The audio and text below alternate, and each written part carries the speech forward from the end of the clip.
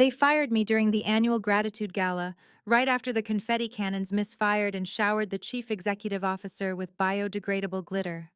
At 4:19 p.m. on a Thursday, I was behind a velvet curtain with a microphone, ready to announce the Bright Ladder Award, a trophy Harbor Point Advisory gave itself for surviving another year of corporate optimism. 2 minutes later, security was escorting me away from the stage. Tessa Lane, head of people operations, waited in a small conference room off the ballroom. A framed poster promised, "We rise by lifting others." Tessa sat at the table with a stack of documents. Beside her sat Mark Deller from Human Resources, holding a tablet. Near the door stood Evan Cross, the new chief executive officer, 31 years old, smiling like every problem could be solved with a slogan. "Rachel Stone," Tessa said, "we are ending your employment effective immediately due to persistent tone concerns." "Tone concerns," I repeated. "Not results. Tone." Evan nodded. "We need leaders aligned with our culture." I had spent 16 years producing results. I started as an entry-level client analyst. I became director of client growth. I kept national accounts loyal, renewed contracts everyone else abandoned, and brought in 8.3 million in new commitments last quarter. Apparently, my numbers were fine. My face was not. Tessa slid the folder toward me. Termination notice. Final pay acknowledgement. Property return checklist. Confidentiality pledge. Non-solicitation covenant. General release. Mark cleared his throat. "Please sign where highlighted so we can process this efficiently. I read every page anyway." Tessa checked her watch. Evan checked his phone. Mark tried to breathe quietly. What they did not know was that I had been preparing for this exact scene for 11 weeks. That was when I overheard Evan tell Tessa in a glass hallway, "People over 45 are cost anchors. We need energy, not overhead." That afternoon, I hired Mira Glass, an employment attorney with the charm of a polite hammer. She reviewed my 2018 executive offer letter and found a separation clause called Schedule L. If Harbor Point ended my role without documented cause under company policy, the company owed me 24 months of base pay, full bonus payout, and immediate vesting of equity. Schedule L was not hidden, it was just forgotten. 6 months ago, Human Resources pushed a new confidentiality pledge to all executives for a compliance refresh. Most people signed fast. I asked for a day. Then I asked Mira. She read it once and said, "If they accept your signed copy, they accept your edits."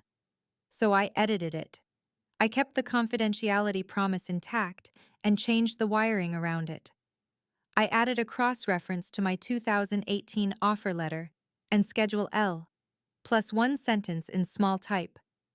Any separation release signed after an involuntary termination without documented cause would constitute acceptance of the compensation terms in Schedule L. I returned my signed version. Human Resources filed it. No one compared it to the template. No one asked legal. Now, in this conference room, I reached the confidentiality pledge and signed, calm as a metronome. Mark watched the pen like he expected it to bite. Next came the general release. It demanded I waive all claims in exchange for nothing but earned wages. I signed that too. Page 6 contained the sentence tied to Schedule L, disguised as administrative filler. I slid the folder back to Tessa. "Thank you for the opportunity," I said. "This has been educational." Evan gave a tight nod. "Security will escort you to your desk." "No need," I said. "My desk is already clean." I walked out at 4:33 p.m., past the ballroom where glitter still clung to the chief executive officer suit. Inside, people applauded. Outside, my phone was quiet. I drove home, stopped for groceries, and started cooking a real dinner. At 7:12 p.m., while chopping onions, my phone rang. Unknown number. I answered on the fourth ring. "Rachel Stone," a strained voice said. "This is Lionel Hart, General Counsel for Harbor Point Advisory. We need to talk about what you signed."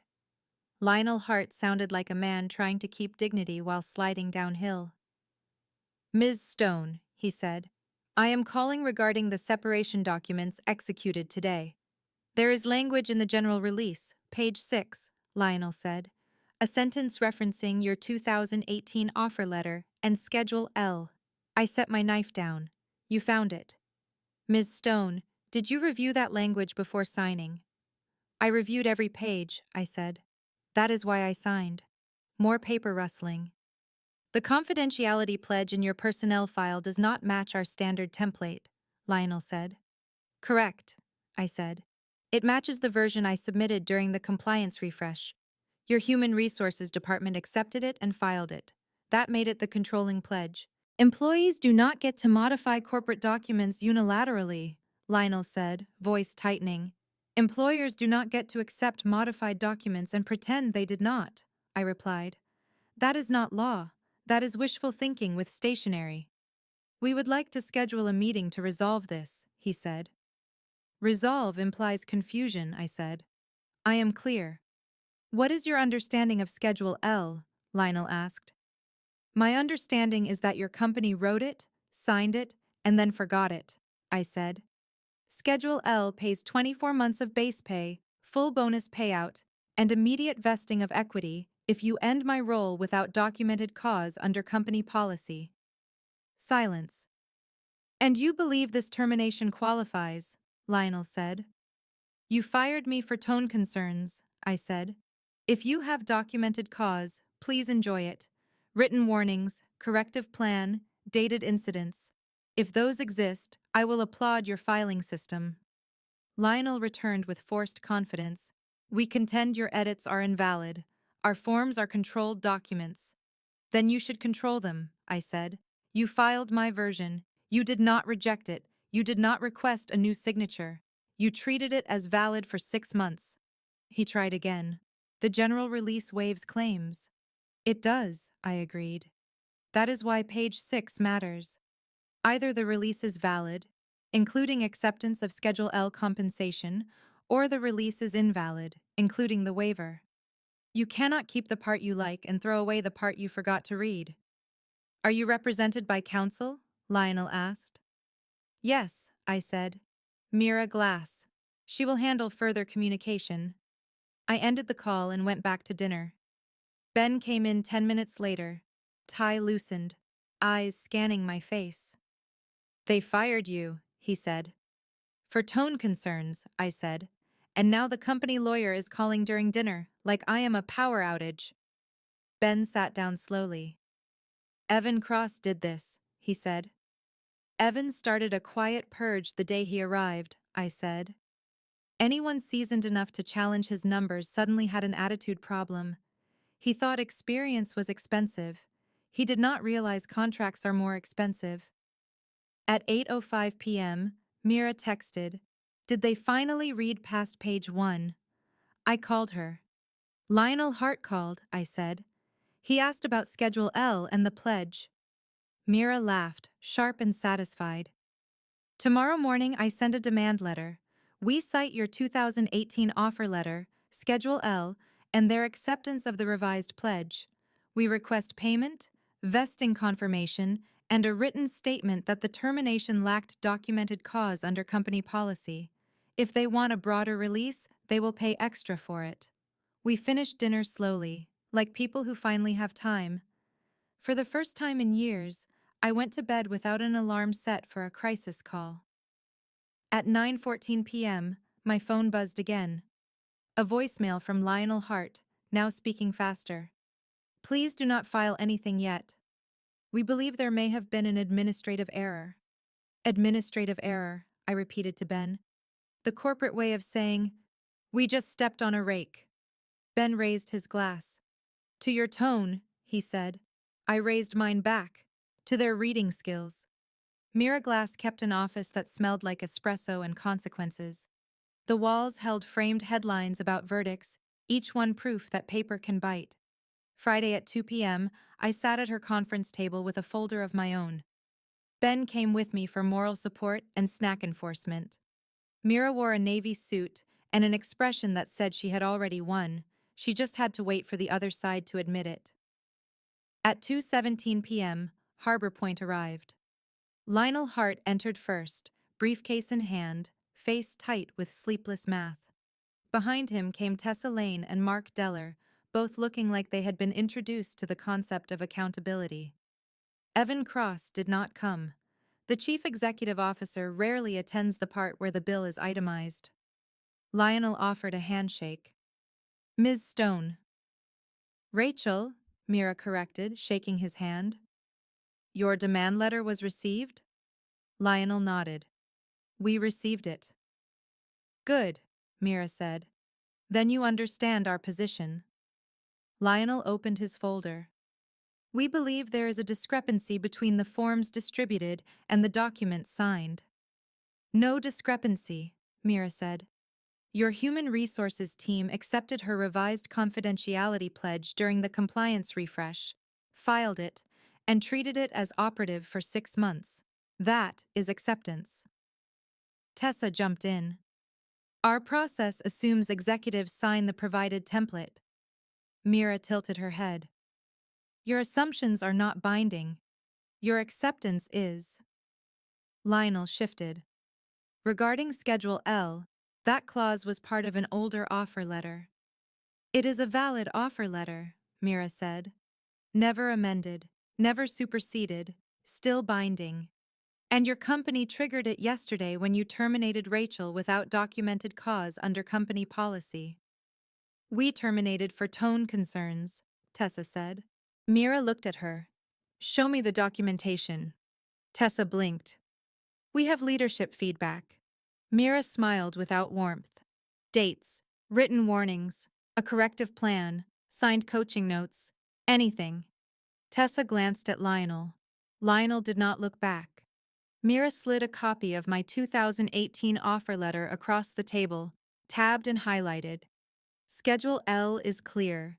24 months base pay, full bonus payout, immediate vesting of outstanding equity, benefits continuation. The acceptance language in your own release makes it cleaner. Lionel tapped the page. That sentence should not be there. Then you should not have accepted it, Mira said. Your company presented the release. Your company watched her sign. If you argue the release is invalid, you reopen every claim you want closed. Silence filled the table. It sounded expensive. Lionel cleared his throat. What amount are you demanding? Mira slid a spreadsheet across. Base pay owed, bonus owed, equity valuation based on last board-approved fair market value, benefits continuation. Total, $732,000, plus statutory interest from the termination date. Lionel read the number. That is not acceptable. Mira nodded. Then we file suit Monday morning for breach of contract and seek an injunction compelling equity vesting. We also pursue discovery. Evan Cross comments about age and overhead will be relevant. Your internal messages about replacing experienced staff with cheaper hires will be relevant. The board will enjoy that reading. Tessa inhaled sharply. That sounds like a threat. It is a forecast, Mira said. Your company chose the weather. Lionel tried a softer voice. Rachel, you had a long tenure. We appreciate your contributions. We want to resolve this amicably. I looked at him. You fired me between a trophy speech and dessert. Tessa flinched. Lionel leaned back. We need time to consult internally. You have 48 hours, Mira said. After that, Monday filing. Every day adds interest.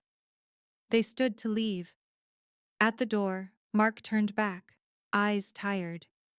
I did not realize you could change forms, he murmured.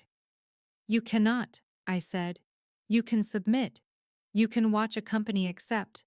Then you can watch them panic when they remember what acceptance means.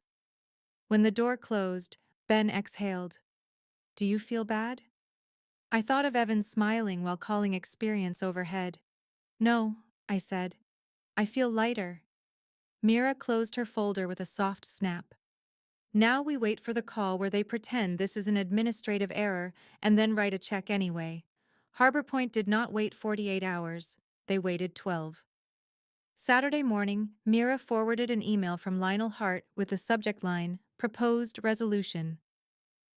The message was long, polite, and panicked. They offered $450,000, taxed as severance, with a broad release of all claims and a strict non-disparagement clause. Ben read over my shoulder. That seems like a lot, he said. It is a discount, I said. They want me to sell them silence at a clearance price. Mira called. They are testing you, she said. If you accept the first number, they will congratulate themselves and repeat the tactic on the next person. So we counter, I said. By noon, Mira sent the response. Schedule L in full, 732,000 plus interest, written confirmation of equity vesting, benefits continuation, and neutral reference language. Release limited to contract and separation claims only. No non-disparagement. No gag order. Lionel replied with a new offer. 580,000 and a full release including any claim related to age. He also asked, gently, if we would confirm we would not contact other employees. I stared at the screen and laughed once. Ben did not laugh. That is the part they fear, he said. Yes, I said. They do not just fear paying me, they fear the pattern. Evan Cross had arrived and started calling experienced staff overhead in meetings where he assumed no one would repeat his words. Then he began removing people who challenged him, people whose salaries were higher because their value was real. Tone concerns were just the polite wrapper. Mira called again. If they want you to waive age claims, she said, they buy that waiver. Otherwise you keep it. How much? I asked. Mira paused. Enough that it hurts, but not enough that it looks theatrical. 80,000 premium, and a written acknowledgement that the termination lacked documented cause under company policy. That sentence will travel. Ben raised his eyebrows. You want them to write the confession? I want them to write the truth, I said. Mira sent the counter. 812,000 total for a full release including age claims, plus the written acknowledgement, plus equity vesting confirmation. Otherwise, Schedule L amount stands and the release stays narrow. Sunday passed quietly. I went for a long walk and noticed how much energy I had when no one was stealing it. I cooked. I slept. My mind kept trying to anticipate emergencies that were no longer mine. Monday morning, Lionel called Mira. She put him on speaker. We cannot agree to any written acknowledgement, Lionel said. That creates risk. Risk, Mira repeated. You mean accountability. We can increase the number, Lionel said, and keep it confidential. Full release, non-disparagement. Mira looked at me. Your move. I spoke into the phone. Lionel, you fired me for tone concerns. You can either pay the contract you signed, or you can pay the jury you will eventually meet. The acknowledgement is the price of the age waiver. If you cannot sign the truth, then keep your release and enjoy discovery. A long pause. Lionel returned with a weaker voice. We need board approval. Then get it, I said. Otherwise we file. That afternoon, Lionel emailed again. Harbor Point would pay the Schedule L amount in full, confirm equity vesting, and provide neutral reference language. They still wanted a broad release and non-disparagement, but they refused any acknowledgement. Mira glanced at me. They want broad peace for narrow terms. No, I said. No acknowledgement, no premium waiver. If they want broad peace, they pay broad money, and they sign broad truth. 2 hours later, Lionel finally cracked.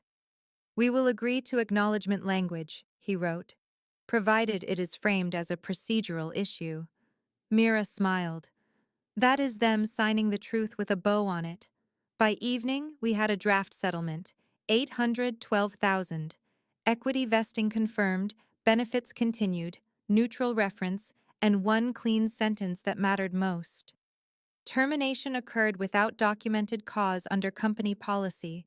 Therefore, compensation was paid pursuant to Schedule L. Ben read it twice. That one sentence is going to haunt them. It should, I said. It will also help the next person. Because revenge is not only a check. Sometimes it is a door left open for others to walk through. The courier arrived 2 weeks later with an envelope thick enough to feel rude. Inside was the settlement agreement, signed, and the first payment transfer notice. The money hit my account the next morning, $812,000 before taxes, less after, because the government never forgets. But the best part was not the number. The best part was the attachment Mira forwarded 3 days later, an internal Harbor Point memo announcing a new policy. Any executive separation now required documented cause review and legal sign-off. They called it a process enhancement. I called it a scar. Life did what it does when stress stops shouting. It expanded. I slept. I read a novel that had no business lessons. Ben and I took a short trip with long breakfasts and no email.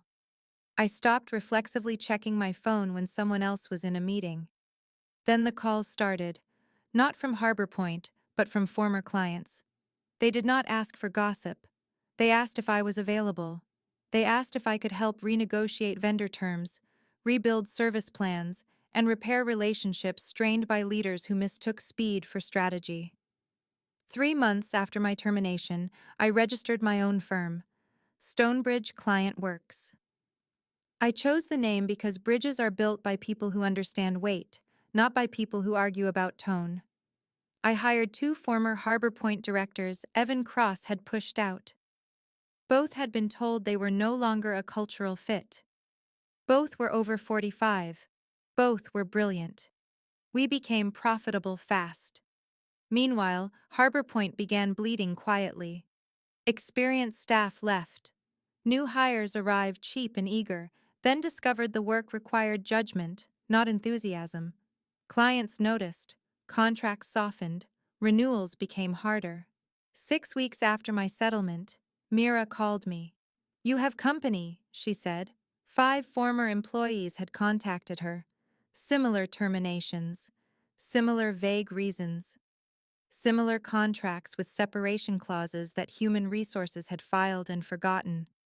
The acknowledgement sentence in my settlement made their cases easier because it proved a procedural pattern. Harbor Point paid again, enough to sting, enough to make the board ask why the new chief executive officer kept creating problems he promised to eliminate. Evan tried to blame human resources. Human resources tried to blame legal. Legal tried to blame process. Nobody wanted to blame the person who kept calling experience overhead in meetings. The board eventually did. 9 months after my gratitude gala firing, Harbor Point announced that Evan Cross was stepping down to pursue new opportunities. The announcement used the word visionary twice and never used the word lawsuit. I ran into Tessa Lane at an industry conference the following spring. She looked tired in the way people look when they spend months pretending a problem is not real. "Rachel," she said, forcing a smile. "Tessa," I said. "How is the culture?" She glanced away. "Busy." "I heard the board made changes," I said. "Lots of process enhancements." Her cheeks reddened. "We had to tighten documentation." "Yes," I said. "Reading is a powerful tool." She did not smile this time. "I did not mean for things to get so complicated." I kept my voice calm. "I did not either. I meant for you to read the documents you handed me." When she walked away, Ben touched my elbow. "Was that satisfying?" "It was," I said, but not because she looked miserable. It was satisfying because I did not feel small. A year later, Stonebridge Client Works had more projects than I could accept. We trained clients to value steady expertise. We wrote contracts that could not be forgotten. People ask if I feel guilty for using Harbor Point paperwork against them. No, I tell them. They chose to treat a 16-year career like a tone problem. I chose to treat a contract like a contract. That is not cruelty. That is accountability, written in ink, signed in front of witnesses, and delivered by courier. And somewhere in Harbor Point training deck, there is probably a new slide that says, "Read what you sign." I like to imagine it is in bold.